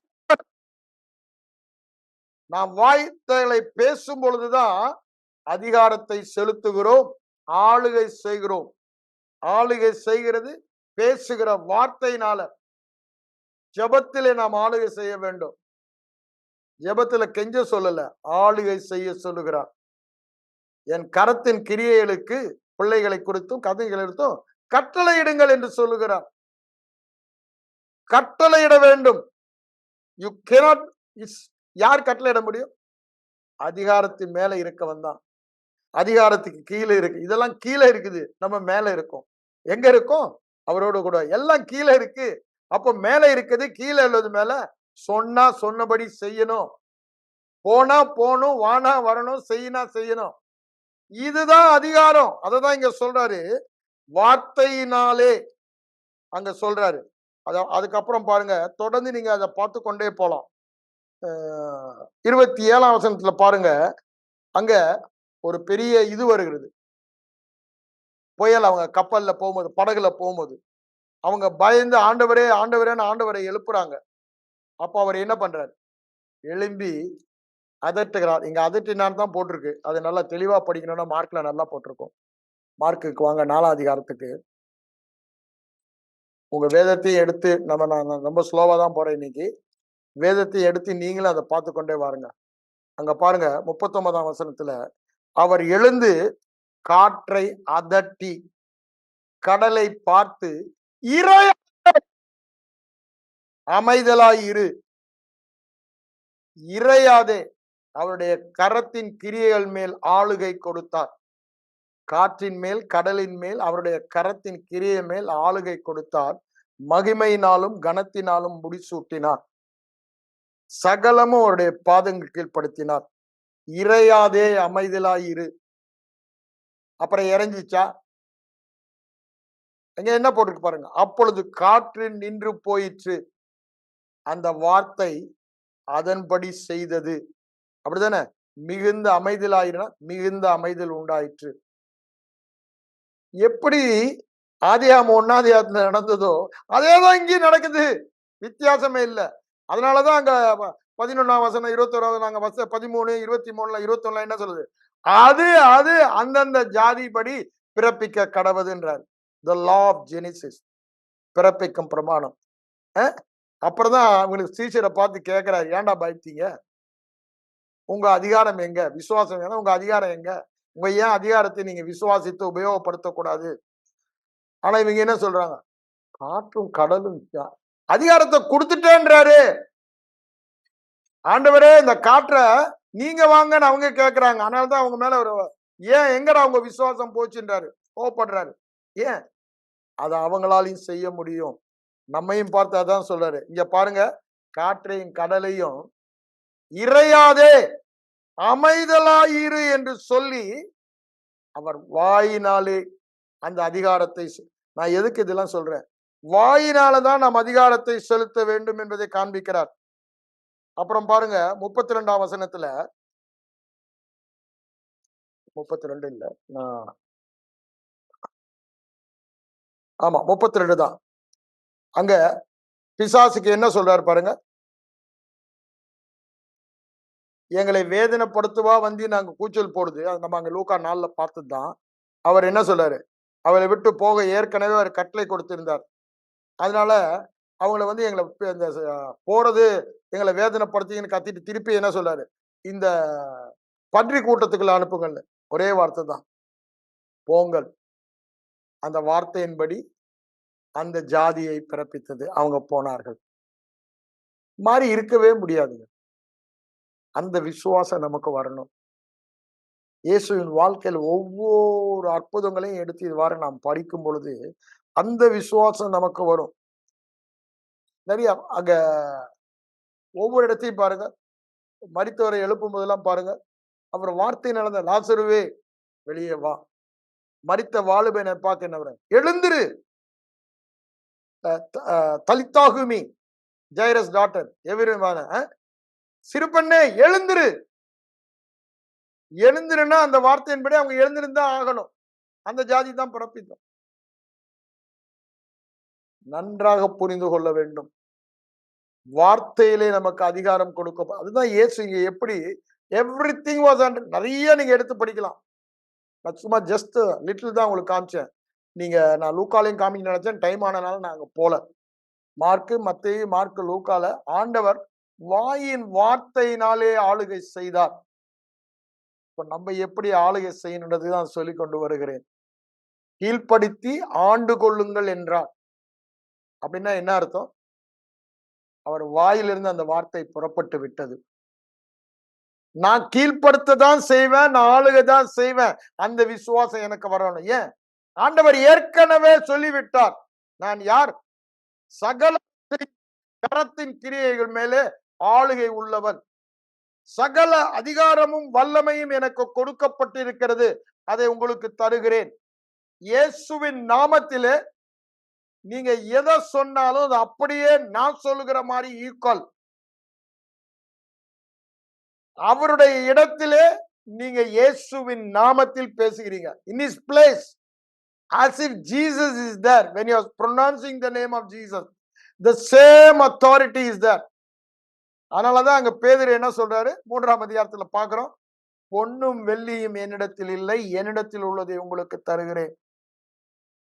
நசரனாகிய இயேசு யாரு? உயிர்த்தெழுந்த ஐயா, தேவகுமாரன் சொல்லல, மனுஷகுமாரன் உயிரோடு எழுந்தாரே, அந்த உயிர்த்தெழுந்த அதிகாரத்தின், அந்த நாமத்தின் அதிகாரத்தின்படி உயிர்த்தெழுந்த பொழுது சகப்படுத்தப்பட்டது. அந்த அதிகாரத்தின்படி எழுந்து நட. எழுந்து நடந்தான்ல, எழுந்து நடந்தான்லங்க, எழுந்து நடந்தான். அப்ப எல்லாம் பிரமிக்கிறாங்க. அவன் என்ன சொல்றான், 16வது, ஏன் ஆச்சரியப்படுறீங்க? எனக்கு எதா இருக்கா? நான் இல்லைங்க, இயேசு என்ற நாமம், இயேசு என்ற நாமம், அந்த நாமத்தை பற்றி விசுவாசமே இவனுக்கு பரிபூரண சுகத்தை கொடுத்தது. இயேசுவின் மேல் உள்ள விசுவாசம், அவருடைய நாமத்தின் மேல், திரும்ப திரும்ப அப்படிதான், அவருடைய நாமத்தின் மேல் விசுவாசம் உள்ளவர்களாய், இயேசுவின் மேல் விசுவாசம் அவருடைய ஒன்னேதான், பிரிக்க முடியாது. சகல பிரஸ்தாபம் அவருடைய வார்த்தையை மகிமைப்படுத்தி இருக்கிறார், அவருடைய நாமத்தையும் அவர் மகிமைப்படுத்தி இருக்கிறார். அப்ப அந்த நாமத்துல நான் சொல்லும் பொழுது, அவருடைய வார்த்தையை நான் பேசும் பொழுது, அது அவரே பேசுகிறதா இருக்கிறது. அதான் அடுத்த அதிகாரம் பாருங்க, 4:5 அங்க உள்ள மதவாதி ஆவிகள் பிசாசு அவர்களுக்குள்ள நுழைஞ்சி அவங்க 1 பாயிண்ட் அஜெண்டா இதேதான் சொல்றாங்க. நீங்க என்னமா பண்ணுங்கடா, இந்த நாமத்தை மட்டும் பேசாதீங்கடா. ஏன்? தே நோ எந்த நாமத்தினாலே எந்த அதிகாரத்தினாலே நீங்க பேசுறீங்கன்னு கேக்குறாங்க. நீங்க வாங்க அடுத்த அதிகாரத்துல அதையும் நான் உங்களுக்கு வாசித்து காமிச்சிடுறேன். அப்போஸ்தலர் நடபடிய புத்தகத்தை எடுங்க. 3ஆம் அதிகாரத்துல பேதுரு இந்த அற்புதத்தை செய்கிறார். அப்படிதானே? பெரும் கூட்டம் அங்க ஞானஸ்நானம் எடுக்கிறாங்க. அத பாருங்க.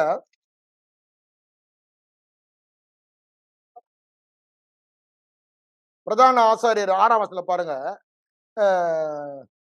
அவர்களை நடுவிலே நிறுத்தி எந்த வல்லமையினால 7ல எந்த வல்லமையினாலே எந்த நாமத்தினாலே இதை செய்தீர்கள், எப்படா இது நடக்கு, எந்த அதிகாரம் உங்களுக்கு கொடுக்கப்பட்டதுன்னு கேக்குறாங்க.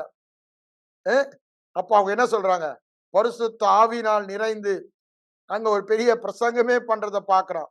இவன் ஆரோக்கியமானது எதுனாலே நீங்களை கேள்வி கேட்டீங்கன்னா, நீங்க சிலுவையில் அறிந்தீங்கல்ல, அவர் சகல பாவத்திற்கும் தண்டனையை செலுத்தி உயிரோடு எழுப்பப்பட்டார்ல, அந்த உயிரோடு எழும்பும் பொழுது சகல அதிகாரம் அவருடைய பாதங்களுக்கு கீழ்பண்றது, சகலத்தையும் அவருடைய பாதங்கள் கீழ்ப்படுத்தினார். அந்த உயிர்த்தெழுந்த சிங்காசனத்தில் வீற்றிருக்கிற இயேசு கிறிஸ்துவின் நாமத்தினாலே உயிரோடு எழுந்த இதோ அதிகாரமும் கொடுக்கப்பட்டிருக்கிறது. ஆகவே என் நாமத்தினாலே புறப்பட்டு போய் சுவிசேஷத்தை சொல்லுங்கள், வியாதியஸ்தரை சொஸ்தமாக்குங்கள் என்றாரு. அந்த நாமம் உயிர்த்தெழுந்த கிறிஸ்துவின் அதிகாரம், அவருடைய நாமத்தில் அதிகாரம் எங்களுக்கு கொடுக்கப்பட்டு இருக்கிறது. இது உங்களுக்கு தெளிவாய் தெரிந்திருக்க கடவுது என்று அங்க சொல்லிட்டு தான் 12ஆம் வசனம் பாருங்க. வானத்தின் கீழெங்கும் மனுஷர்களுக்குள்ளே அவருடைய நாமமே அல்லாமல் வேறொரு நாமம் கட்டளையிட கொடுக்க, எதற்கு? ரட்சிப்பு, சுகம், வெற்றி எல்லாம் உண்டாவதற்கு இயேசுவின் நாமத்தை நீ பேசினா போதும். இயேசுவின் நாமத்தில் எதை சொன்னாலும் அது அப்படியே ஆகும். என் நாமத்தினாலே எதை கேட்டாலும் நான் அதை உங்களுக்கு செய்வேன் என்று நான் சொல்ல தேவையில்லையே, அது நிச்சயமாய் நடக்கும். யோவான் அந்த 14ல தான், அது 16ல வாங்க, அங்க தெளிவாய் சொல்ல பார்க்கலாம். அதே மத்தேயிலும் சொல்வதை பார்க்கலாம். யோவான் நேரம் இல்லை, யோவான் 16 மட்டும் நம்ம எடுப்போம். அவர் என்ன சொல்றாரு?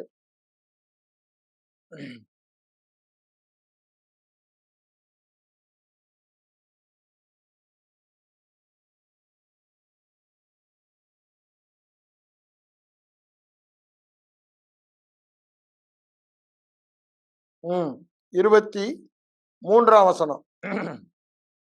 அந்த நாளிலே நீங்கள் ஒன்றுமே கேட்க மாட்டீர்கள், மெய்யாகவே மெய்யாவே நான் உங்களுக்கு சொல்லுகிறேன், என் நாமத்தினாலே பிதாவினிடத்தில் கேட்டுக்கொள்ளுகிறது எதுவோ, whatsoever you command, whatsoever you speak, it will be so என்று சொல்லுகிறார் இயேசுவின் நாமத்துல. அப்ப பாருங்க, இது தேவன் நமக்கு கொடுத்த உரிமை. It's our birthright. மறுபடியும் பிறந்த புது சிருஷ்டியின் சிலாக்கியம் அல்லது உரிமை. என்னது? இயேசுவின் நாமத்தினாலே நான் ஆளுகை செய்ய வேண்டும், கீழ்ப்படுத்தி ஆண்டு கொள்ள வேண்டும். அதற்கு எனக்கு என்னுடைய அழைப்பு அதுதான். அவர் என்னை தெரிந்து கொண்டது அதுதான். I have a mandate to rule the earth. இப்ப உலகத்தின் அதிபதி நான் தான். To rule this earth I have been given authority. You and I have been given in the name of Jesus. இயேசுவின் நாமத்துல கொடுக்கப்பட்டிருக்கிறது. mandate மட்டும் கொடுக்கல, நமக்கு ஒரு வேலையை மாத்திரம் கொடுக்கல. எது கொடுத்துட்டாரு? அதற்கான ப்ரொவிஷன் இயேசுவின் நாமத்தில் கொடுத்து விட்டார். இதை நீங்க வேதத்துல ஆராய்ந்து படிக்கும் பொழுது இந்த நாமத்தில் உள்ள அதிகாரத்தையும் வல்லமையும் நீங்கள் புரிந்து கொள்ள முடியும். இப்ப கொஞ்சம் நம்ம பார்த்தோம் மத்தேயு லூக்கால ஆண்டவருடைய நாமத்தில் உள்ள அதிகாரத்தை. அப்போ இயேசு உயிரோடு இருக்கும் பொழுது அவர் என்ன பேசி என்ன நடந்ததோ அதே இயேசு நாமத்துல நானும் நீங்களும் பேசும்போது அப்படியே நடக்கும். அதுல எந்த மாறுபாடான கருத்தும் இல்லை. இது வேதம் சொல்லும் உண்மை. அந்தந்த ஜாதி அந்தந்த ஜாதியை பிறப்பிக்கும். லா ஆஃப் ஜெனிசிஸ் பிறப்பிக்கும் சட்டம் அது. மாறாத சட்டம். நிச்சயமாகவே நீங்க எதை பேசுகிறீர்களோ, மலையை பார்த்து பெயர்ந்து தள்ளுண்டு போ என்று சொல்லி சொன்னபடியே ஆகும் என்று சந்தேகப்படாமல் இருதயத்தில் விசுவாசித்தால் அவன் சொன்னபடியே ஆகும். மலையை பார்த்து பெயர்ந்து போ, அது எதை பிறக்கும்? மலை பெயர்ந்து போகிறதை பிறப்பிக்கும். நீங்கள் விசுவாசம் உள்ளவர்களாய் ஜபத்தில் எவைகளை கேட்டுக்கொள்வீர்களோ, எவைகளை பேசுவீர்களோ, அதுதான் ஜபம். அது அப்படியே ஆகும். மாறாத பிரமாணம். எதை விதைக்கிறீர்களோ அதை அரிப்பீர்கள். அந்தந்த ஜாதி அந்தந்த ஜாதியை பிறப்பிக்கும். நீங்க பேசுகிற வார்த்தை எந்த ஜாதியோ அந்த ஜாதியை பிறப்பிக்கும்.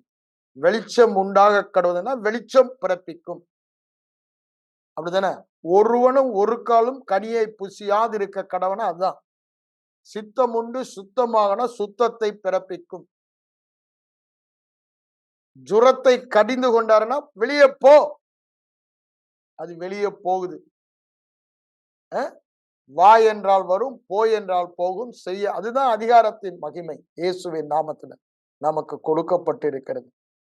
ஆண்டவர் வார்த்தையினாலே பிசாசுகளை துரைத்து வியாதியஸ்தரை சுஸ்தமாக்கினார். வாயில பேசாம அதிகாரத்தை வாயில் பேசுவதன் மூலமாக உபயோகப்படுத்துகிறோம். ஆளுகை எதன் மூலமாய் நமக்கு கொடுக்கப்பட்டிருக்கிறது? வாயில் பேசுகிறபடினால். திரும்பவும் ஒன்றை உங்களுக்கு நினைப்பூட்டுகிறேன். Everything in the spiritual kingdom is voice activated. இது நல்ல இருதயத்துல போடுங்க. ஆவிக்குரிய மண்டலத்தில் உள்ளவைகளை எல்லாம் வார்த்தையை பேசிதான் நிஜ மண்டலத்துக்கு கொண்டு வர முடியும். Your faith, you have to speak. அப்படிதானே? எல்லாமே அப்படிதான். வார்த்தையை பேசினாதான், வார்த்தை ஆவிக்குரிய மண்டலத்தில் இருக்கு, பேசினாதான் நிஜ மண்டலத்தில் அது வெளிப்படும். By speaking, by speaking, by speaking. அதனாலதான் வார்த்தையின் வல்லமையை அறிந்து கொண்டவன் அவன் விசுவாசத்தில் வாழ்வான். வார்த்தையின் வல்லமை அறிந்து. We must understand the power and authority in the word of God. அப்பதான் the power and authority in your word நீங்க புரிந்து கொள்ள முடியும். ரெண்டுமே நாம் புரிந்தோம். தேவ வார்த்தையில் உள்ள வல்லமையும் அதிகாரத்தையும் புரிந்து கொண்டோமானால் நாம் பேசுகிற வார்த்தையில் உள்ள வல்லமை அதிகாரத்தையும் புரிந்து கொள்ள முடியும். அதனாலதான் ஆண்டவர் சொன்னாரு, சும்மா வீணான வார்த்தையெல்லாம் பேசாதீங்க, நியாய தீர்ப்பு நாள்ல கணக்கு கொடுக்க வேண்டும். ஒருத்தன் சொல் தவறனா அவன் பூரண புருஷன் இல்ல. வார்த்தையில் தவறினா. மரணமும் ஜீவனும் நாவின் அதிகாரத்தில் இருக்கிறது. மரணத்தை பேசினா அந்த ஜாதி, ஜீவனை பேசினா அந்த ஜாதியத்தான் அது பிறப்பிக்கும். நீ உன் வாயின் வார்த்தையினால் சிக்குண்டாய் பிடிபட்டாய். எதை பேசுற அதுதானே பிறப்பிக்கும். தேவன் தம்மை பரியாசம் பண்ண ஒட்டார். மனிதன் எந்த ஜாதியான வார்த்தையை பேசுகிறானோ அந்த ஜாதி தான் அவன் வாழ்க்கையில வெளிப்படும் என்று சொல்கிறார். நாம் ஆள பிறந்தவர்கள், ஆள பிறந்த புது சிருஷ்டி, அவருடைய சாயலில் இருப்பவர்கள், அவருடைய இளைய சகோதர சகோதரிகள், தேவனுடைய வாரிசு, கிறிஸ்துவின் பங்காளி. அவர் இருக்கிற வண்ணமாகவே இருப்போம். அவருடைய அதிகாரம் நம்முடைய அதிகாரம், அவருடைய வல்லமை நம்முடைய வல்லமை, அவருடைய மகிமை நம்முடைய மகிமை, அவருடைய கர்த்தத்துவம் நம்முடைய கர்த்தத்துவம். நாம் ஆள பிறந்தவர்கள். நாம் இல்லாமல் அவர் இந்த பூமியில் ஒன்றும் செய்ய முடியாது. ஆளுகை நம் மூலம்தான், சரீரத்தின் மூலம்தான் அவர் ஆளுகை செய்ய முடியும். எவ்வளவு பெரிய பாக்கியம் பாருங்க. தேவனோடு இணைந்து வேலை செய்பவர்கள். Partners. We are partners with God. We are not partners with XYZ, with God. Who is our partner? Covenant partner, God Almighty. அவரோடு இணைந்து கிரியை செய்பவர்கள். உடன் வேலை. நாம் தான் அவருடைய தோட்டம், நாம் தான் அவர் கிரியை செய்யும் இடம். வேதத்தை தியானிப்போம். புது சிருஷ்டி யார்? புது சிருஷ்டி ஆள பிறந்தவன். ஆள பிறந்தவன் is born to rule. சகலவற்றையும் அங்க பாருங்க, இன்று ஜெனிப்பித்தேன் என்று சொல்லிவிட்டு நீதியின் செங்கோல் சிங்காசனம் கொடுக்கப்பட்டது என்று சொல்லிட்டு சகலமுடைய பாதங்கள் என்று சொல்லப்பட்டுள்ளது. உயிர்த்தெழுந்த வல்லமை அவரோடு கூட எழுப்பி அவரோடு கூட உட்கார வைக்கும் பொழுது சகலமும் அவருடைய பாதத்தின் கீழ் இருப்பது போல நம்முடைய பாதத்தின் கீழ் அவருடைய கரத்தின் கிரியைகளின் மேல் நமக்கு ஆளுகை தந்து கனத்தினாலும் மகிமையினாலும் நம்மை முடிசூட்டினார். எவ்வளவு பெரிய பாக்கியம்! எவ்வளவு பெரிய பாக்கியம்! குமாரனை குறித்து உண்மையெல்லாம் என்னை குறித்த உண்மை. ஏன்? நான் உடன் பங்காளி, நான் வாரிசு, நான் இளைய சகோதரன். நன்றாக புரிந்து திரும்ப திரும்ப இதை வாயில சொன்னாதான் it is always voice activated. இதை எவ்வளவுக்கு எவ்வளவு பேசுறீர்களோ அவ்வளவு விதைக்கப்பட்டு அவ்வளவுக்கு அது அதை பிறப்பிக்கும். அதை மறந்து போகாதீங்க. The law of Genesis. எதை பேசுகிறீர்களோ அதை தான் அது பிறப்பிக்கும். மாறாத பிரமாணம். அததான் அங்க சொல்றாரு. சபித்தலும் ஆசீர்வதித்தும் ஒரே வாயில வரக்கூடாது. தீமையும் நன்மையும் மரணமும் ஜீவனும் ஒரே. நன்மை பேசதான் நம்ம அழைத்திருக்கார். ஆசீர்வாதத்தை பேசதான் அழைத்து இருக்கார். அப்படிதானே? ஜீவனை பேசதான் நம்மை அழைத்து இருக்கிறார். இதை தெரிந்து கொள் என்று சொல்லுகிறார். தெரிந்து கொள்வோம், பேசுவோம், ஆளுகை செய்வோம். பேசுவோம், ஆளுகை செய்வோம், வெளிப்பாடு பெறுவோம். வேதத்தை தியானிப்போம், வெளிப்பாடு பெறுவோம். வெளிப்பாட்டு அறிவில் பேசுவோம், ஆளுகை செய்வோம். கண்களை மூடி ஜெபிப்போம். எங்கள் அன்பின் பரலோக பிதாவே, இந்த மத்தியான வேலைக்காக உம்மை நன்றியோடு உம்மை ஸ்தோத்திரிக்கிறோம். நாங்கள் ஆள பிறந்தவர்கள், இயேசு கிறிஸ்துவோடு பங்காளி, தேவனுடைய வாரிசு. அவர் இருக்கிற வண்ணமாகவே இருக்கிறோம். அவருடைய நாமத்தினாலே எங்களுக்கு சகல அதிகாரமும் கொடுக்கப்பட்டு இருக்கிறது. ஒன்றும் எங்களை சேதப்படுத்தாது. அவர் சொல்ல ஆகும். இயேசு என்ற நாமத்தில் நாங்கள் சொல்ல ஆகும். அதை நாங்கள் முழுவதுமாய் விசுவாசிக்கிறோம். தொடர்ந்து இந்த பகுதியில புது சிருஷ்டியை குறித்த வெளிப்பாடை நாங்கள் இன்னும் ஆழமாக வேதத்தில் தியானித்து பெற்றுக்கொள்ள எங்களுக்கு உதவி செய்யும். பிரகாசம் உள்ள மனக்கண்களை ஒவ்வொருவருக்கும் இத்தர நான் ஜெபிக்கிறேன். இயேசுவின் மூலம் ஜெபம் கேளும் எங்கள் நல்ல பிதாவே. ஆமென்.